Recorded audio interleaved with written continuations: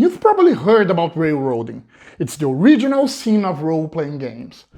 From the moment I started as a DM, one of the most fundamental questions for me has always been how best to provide my players with the power of choice. The critical point here, of course, is to avoid railroading. Let's start by discussing the 3 things I did to give my players more freedom in our adventures. I think the opposition between sandboxes and railroading is misleading for several reasons. Of course, not railroading your players is essential, but the actual opposite of that is player agency. Don't let your dungeons be only about combat for your D&D players. Instead, try those 3 approaches out and see how your locations can become immersive storytelling experiences filled with options, challenges, and consequences for your players.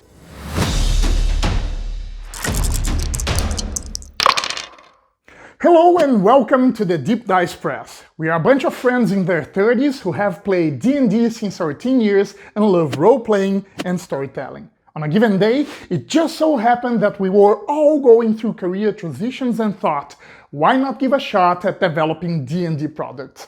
And that's how our indie D&D publisher was born, small in size but big in aspirations. Our purpose is to take your D&D adventures to the magical excitement and deep immersion we experience with the epic tales and narratives of humankind. If you think our number of followers does not reflect our content quality, take a swing on our subscription button. I'll let you roll with advantage. There, you hit the like, subscribe, and bell buttons for 18 damage and get new videos with similar content as a reward. You can also roll an investigate check for the links for our social media in the description down below. From the moment I started as a DM, one of the most fundamental questions for me has always been how best to provide my players with the power of choice. How can I make sure my players can make meaningful decisions in our adventures? How can I best grant them the ability to change what will happen next? It turns out that I have a couple of answers to that. Number 1, the 3 things I did to give my players more freedom in our adventures. The critical point here, of course, is to avoid railroading. I'll talk about how I understand player agency and how it's possible to apply it to any adventure style, and not only sandbox adventures. 2, the 3 things I did to make my dungeons immersive storytelling experiences. Dungeons don't need to be only about combat and exploration. Regardless of the type of environments that my adventures are set in, I follow some steps to ensure that storytelling and player freedom are both taken into complete account. Understanding what player agency really means and learning how to apply it to my adventures, regardless of their environment and adventure style, was liberating. It also allowed me to understand that great storytelling fits any adventure environment and style. And that's why I want to share that with you. So join us, won't you? Let's start by discussing the 3 things I did to give my players more freedom in our adventures. Some time ago, I stumbled upon this internet post that would set an opposition between sandboxes and railroading. The argument was basically that either you were running a sandbox game or you would be railroading your players. That gave me shivers. The following day, I would run an adventure that looked nothing like a sandbox. Was I then about to railroad my players? That question was what triggered me to find the 3 things I had to keep in mind to make sure my players had the power to affect how an adventure unfolds. 1. Beware of my adventure environments, such as dungeons and towns, and how they impact freedom of choice. 2. Consider the encounter nodes of my adventures. And 3. Deliver clear encounter triggers in my adventures. So I was about to run this level 1 adventure. There were bandits known as the Sneaky Rats who were robbing merchant caravans and plundering the farms in the surroundings of Arabelle. The Purple Dragons, the local militia, were understaffed, so they called a party to tackle the issue. They were supposed to travel undercover as a merchant caravan to bait the Sneaky Rats. Of course, the plot would thicken, but it was a pretty straightforward adventure with mostly linear encounters. and players would either find and overturn the sneaky rats or not. They would have an initial encounter with part of the band, which would lead to a couple of other encounters until they found an informant with the location of the latest bandit's hideout, and then they would confront them. As I said, that looks nothing like a sandbox. You've probably heard about railroading. It's the original sin of role-playing games. But this post I read made it even worse. It said DMs who would railroad their players were deep down frustrated writers who, in the absence of an audience, would hijack their group, who would have nowhere to run but endure hours and sessions long of you telling them your stupid story. Okay, I might be a bit overdramatic in my retelling, but that was how it sounded to me. And ouch, that hurt. But let's break it down. Of course, we DMs are storytellers. Otherwise, why would we undergo the hours of creating worlds and adventures and planning encounters to have sessions cancelled at the last minute and still keep doing it? But that doesn't mean that we're frustrated writers, and our impulse to tell stories are certainly not out of selfishness. Instead, it's driven by an outbursting generosity. Nothing makes a DM happier than seeing their group having fun. Our fun is to provide fun to others, so never ever listen to this kind of rubbish. I know why I'm doing it, and you know why you're doing it. We love to bring people together and provide them with fun and relief from an everyday life that can often be quite tough. The point is, being a DM is not only one of the most fun and exciting things to do, but it can also feel very much challenging. Why? Because it demands you to hone over time a set of very much different skills, from world building to storytelling to game designing to role-playing to understanding your group preferences to reading the room, to concerting pace and mood of a session. It's a crazy assortment of soft and hard skills, creativity and logic, and intuition and reasoning.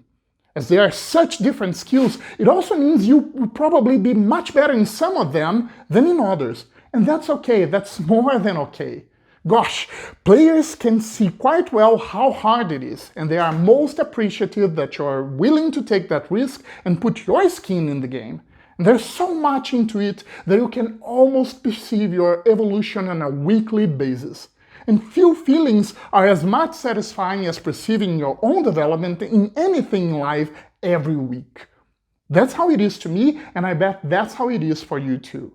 When I go back to my initial years, yes, years, I summarize them like this. At first, I had no idea about what I was doing, but as I didn't realize that, I was just fine. After DMing for some time, I started to fear I was doing it wrong. Then, when I was finally more on top of what I was doing, I began to feel guilty when I got it wrong. Silly me, I didn't realize those are simply the feelings you have when you are out of your comfort zone, better known as learning. So don't be like me and beat yourself down. Understand it's a long and fun journey in which the path is much more interesting than the destination. Be grateful every time you get something wrong. That's simply you understanding something doesn't work and getting better prepared to make it right. That's learning. It's actually satisfying when you look at it that way. What about my adventure? Was I railroading my players or not? I don't think so. I think the opposition between sandboxes and railroading is misleading for several reasons. For one, I don't think they're two different edges of the same spectrum. Of course, not railroading your players is essential, but the actual opposite of that is player agency. And player agency provides your players with choices, their associated risks of succeeding and failing, and their consequences. So for me, it's possible even for a linear adventure to provide player agency as long as players have available choices of how to approach an encounter, a fair and balanced challenge for their choice, the chance of succeeding or failing, and their profiting or suffering the consequences of their decisions. Second, suppose linear stories were synonyms of railroading and sandbox their opposite. In that case, that could lead us to believe that the simple fact of creating a sandbox adventure would provide player agency. That's also not true.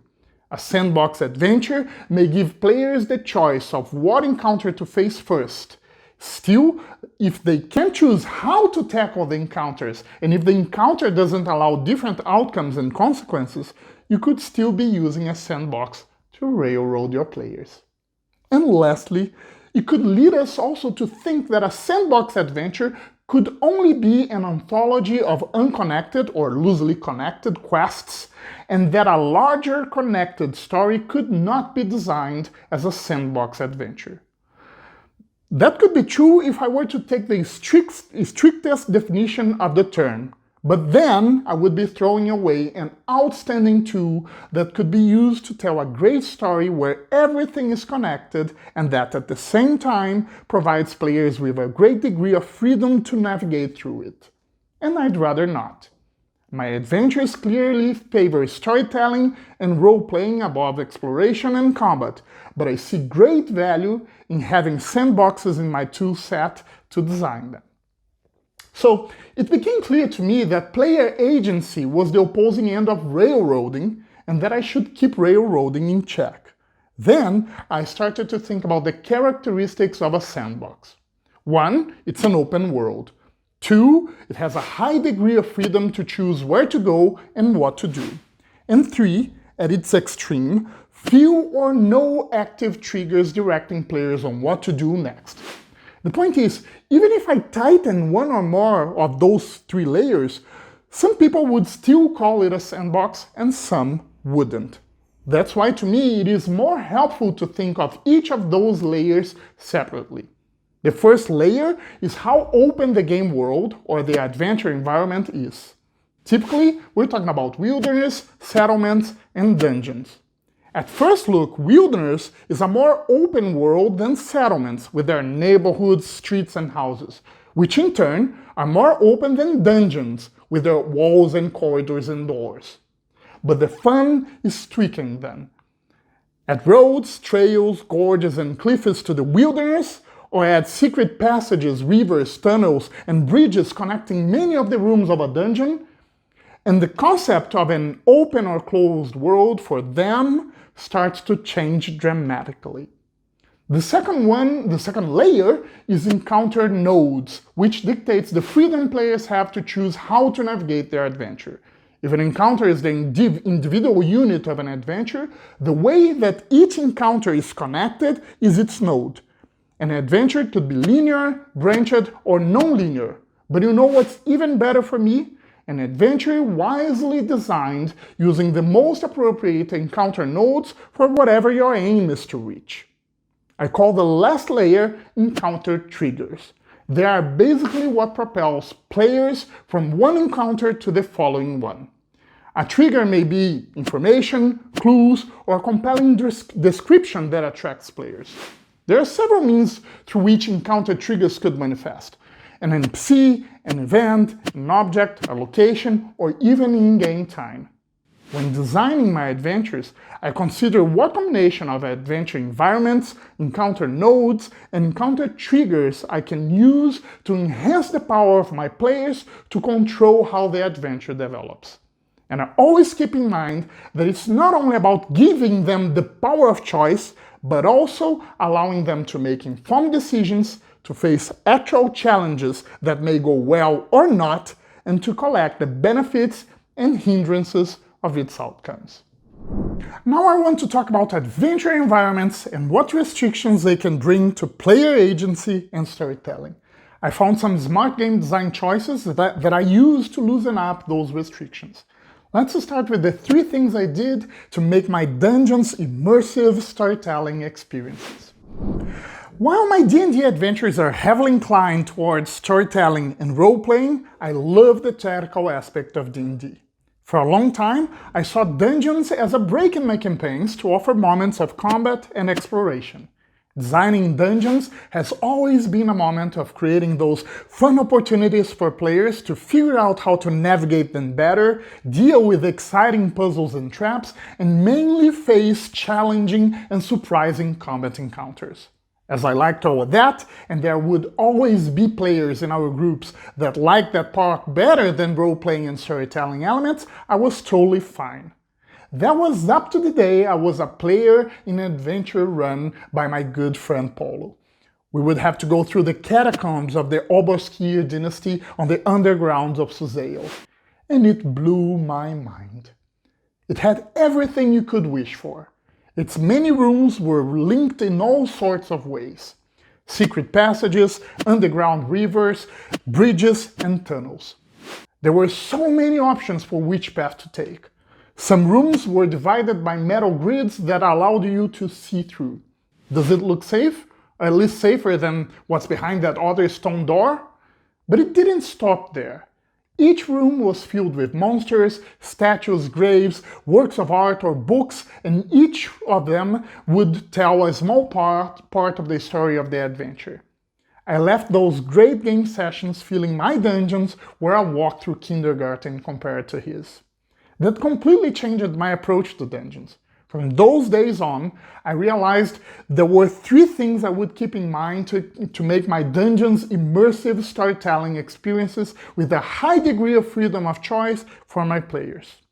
1. Use areas in the dungeon to flesh elements of the story. 2. Use creative connections among the areas in the dungeon. And 3. Provide players with hints and clues about the dungeon paths they can follow. I think the reason it took me so much time to have that insight was the classic division between location-based adventures and event-based adventures. The Dungeon Master's Guide itself presents them as two different approaches. While that's a helpful and straightforward approach for beginner GMs, I think that it reinforced to me the concept that those were two different approaches that didn't mix well. Unfortunately, that concept didn't help me in the long run. After all, location-based adventures is simply a fancy name for the classic D&D adventure designs, dungeon crawls and hex crawls. Up to the middle 80s, those were basically what a D&D game was about. Get the quest and the supply in town, hit the dungeon, kill the monsters and grab the treasure. Is that fun? Heck yeah! If you don't believe me, have a look at the Dungeons & Dragons vs. Rick and Morty starter set. It's a great example of an outstanding dungeon crawl. Hex crawls evolved from the same principle but were set in the wilderness. There's a regional map divided by hexes. Each of them may have different relief and vegetation. There might be ruins and villages and monster lairs marked on some of them. There's a chance of stumbling into random encounters. Your party may even get lost.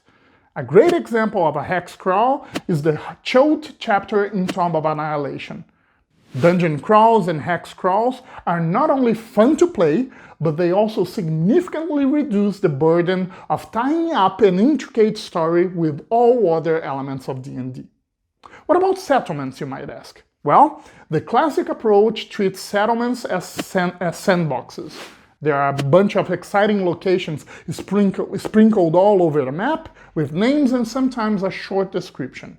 Pick one of them and go find out whatever may be expecting you there. Of course, sandboxes also work well for local maps of the exciting things there might be around a settlement, or even for regional maps of a nation or kingdom, using the same principle. You know the evil mage we heard about in town?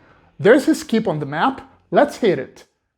I found it very helpful to grasp those concepts and understand the fun behind them.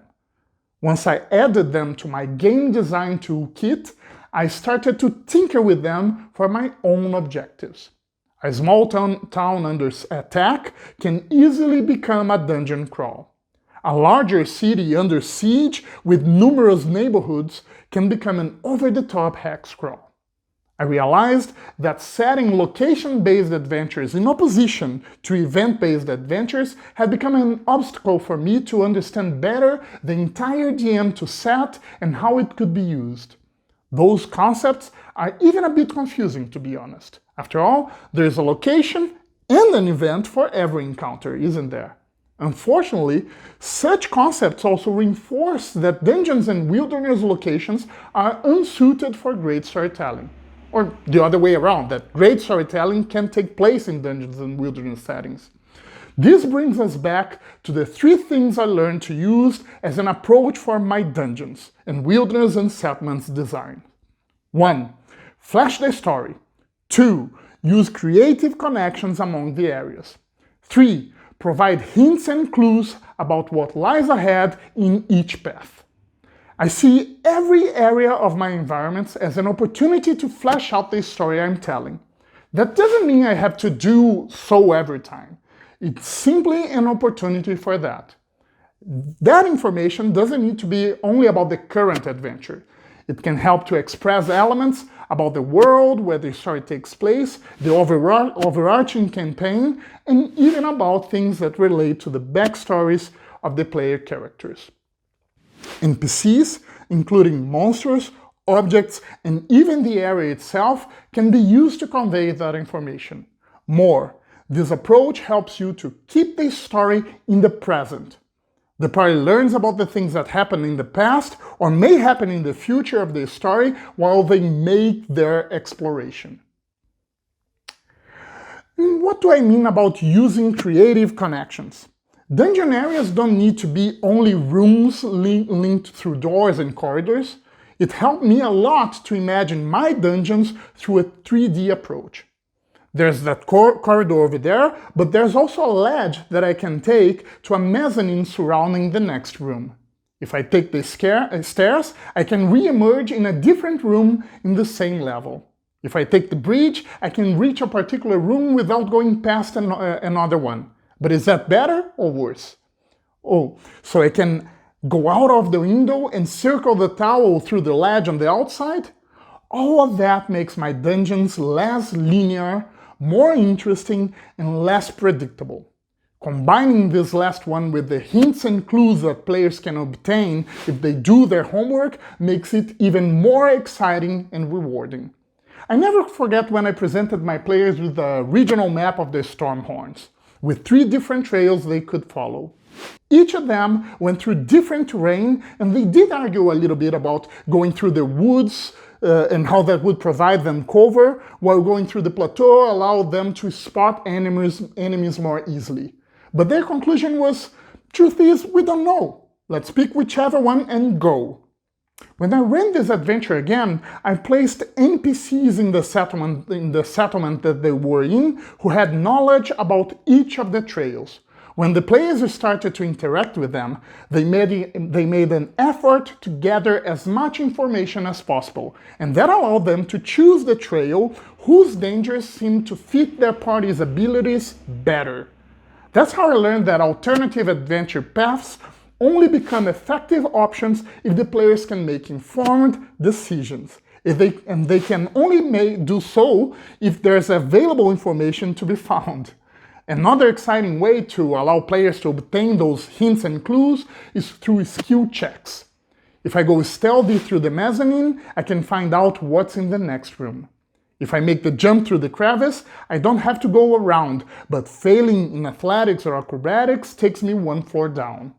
If I properly investigate the bookshelf, I can find a notebook with part of the dungeon map or the location of an NPC or object, but that may be written in another language. If I try to listen down the hall, I can perceive the typical sound of rattlesnakes. The tracks on the floor may give me clues, and the ancient religious symbols may be important information. It goes on and on. Don't let your dungeons be only about combat for your D&D players. Instead, try those 3 approaches out and see how your locations can become immersive storytelling experiences filled with options, challenges, and consequences for your players. I'm positive it will help you make your story come alive and create a thrilling experience for your party. We talked about a lot of things, so let's try to wrap it up. A few things come to mind when I think of what's important to provide my D&D players with real power to make meaningful choices. 1. The opposition between railroading and sandbox adventures is misleading. The precise opposite of railroading is player agency. I think that player agency has 4 characteristics. Player choice, which from my point of view is more important for how players engage in an encounter rather than which encounter they engage in. A fair and balanced challenge to the player's choice of action. Different possible outcomes, of which success or failure are the most basic ones, and consequences to that outcome, in the form of rewards or hindrances for the players. Once that became clear to me, it made me realize that it's possible to run linear adventures without railroading my players, as long as I made sure I was favoring player agency in each individual encounter of my adventures. 2. The concepts of location-based adventures and event-based adventures have always confused me. After all, there is a location and an event for every encounter, isn't there? Adventure environments tend to lead to certain adventure styles: dungeons to dungeon crawls, wilderness to hex crawls, and settlements to sandboxes. Location-based adventures is a term that tries to capture all that, while event-based adventures would better favor storytelling. Better understanding those concepts allowed me to tinker with them. A small town under attack can easily become a dungeon crawl. A larger city under siege with its numerous neighborhoods can become an over-the-top hex crawl. A dungeon with rooms that flesh out the story of the adventure, the overarching campaign, the world, and even the characters' backstories becomes much more than a dungeon crawl. I think that regardless of the adventure environment and style, there are always means to provide great player agency and immersive storytelling. 3. I love to offer my players alternative paths they can pursue in my adventures. But that's only effective if they're able to make informed decisions. First, I try to establish creative connections among the areas of my adventure. If it's a dungeon, I'm thinking of secret passages, stairs, bridges, tunnels, mezzanines, and ledges. If it takes place in the wilderness, I think of roads, trails, water bodies, gorges, and ridges. That provides alternative paths my players can follow. Then, I try to use my locations to help me tell the story of my adventure. I strive to make my locations immersive storytelling experiences that foreshadow what lies ahead. That gets especially interesting if skill checks are involved. Stealth to peek at what's ahead, investigation to uncover relevant information, perception to identify sounds, and history, arcana, or religion to identify symbols. After all, alternative adventure paths only become effective options if I can provide my players with hints about what to expect in each path. Acquiring a clear understanding of what player agency really is and how I could better apply it to the different adventure environments I use in my campaigns helped me a lot. It allowed me to tinker with the typical adventure style adopted for each of those environments and loosen up the restrictions they could bring to player agency. Maybe even more importantly, all that allowed me to understand that it's possible to fit great storytelling in whichever type of adventure environment and whichever adventure style my players and I select to play. If you're interested in this video's content and want to know more about it, click on the link on the description below to download our booklet, Make Your Character Matter, for free. You can also find more related content on our social networks. All links are available in the description below. If you want to check out a module where we apply all concepts discussed in this channel, look out for our new campaign, The Kingdom of Cormyr, One Purple Raven, available this year. Clicking on the screen, you may find more videos on creating exciting D&D adventures and characters. If you think our content might be interesting for you, don't forget to subscribe to our YouTube channel and click the bell to receive notifications for new content. This video makes part of our series on how to create great D&D campaigns. In this series, we discuss what we believe to be the core elements of an outstanding D&D campaign for players who enjoy role-playing and storytelling, great characters, and great stories. In the Great Characters videos, we talk about the importance of backstories, allies, bringing the party together, and how to connect all of that into an outstanding D&D campaign. In the Great Stories videos, we discuss topics such as building up tension and suspense, plot lines, plot twists, villains and patrons, as well as advanced storytelling techniques. And yet, the best way to create great adventures is to get inspiration from great ideas. So, be sure to share your great ideas and experiences in the comments down below. What was the best experience of players' freedom of choice you've ever had at a game table? I'm sure your experience will inspire not only us, but many others. Thank you for sharing this moment with us. We are the Deep Dice Press.